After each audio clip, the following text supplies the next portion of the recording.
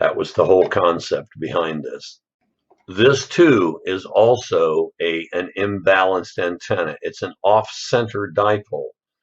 If you have energy from this unit, from a chassis with a board inside or from a circuit board attached directly to a cable, and you create an imbalance in energy on the cable relative to the board or the chassis, you have energy feeding both directions.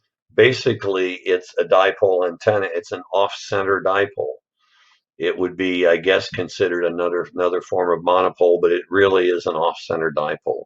Or if the cable itself is a quarter wavelength long relative to a large hunk of metal in the form of a chassis, it would be similar to the automotive antenna and would be a quarter wavelength monopole. There are any number of structures that we can generate that will cause EMI if we excite that antenna with some form of energy.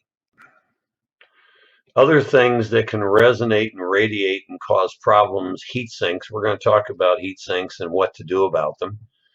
Energy coupled from the IC actually is the problem. It's not the heat sink that's the issue, it's the IC. There are a lot of ICs that aren't designed well enough to control and contain the energy inside the IC. And when that energy couples to a heat sink whose job is to try to cool the IC, the poor heat sink becomes the victim of the energy from the IC and becomes the radiator that causes the problem. We'll talk later about what to do about that. Slots in metal boxes, including connector openings that aren't sealed well, those can be serious resonating issues that can radiate and cause EMI problem. Outer layer traces, if they lose their field control to the plane above or below. In other words, if we don't route them correctly relative to a plane, they can end up conducting or radiating common mode current, I should say, off of the trace.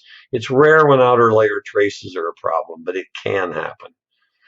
Internal cables, if not properly designed. We're going to talk later about cables in a system, what to do about them, and we'll discuss that. The edge of power and ground planes basically can feed a slot in the box or feed energy into a cable that can take that energy to something capable of resonating or radiating. And poorly designed metal connector housings. These are all things that are affected by mechanical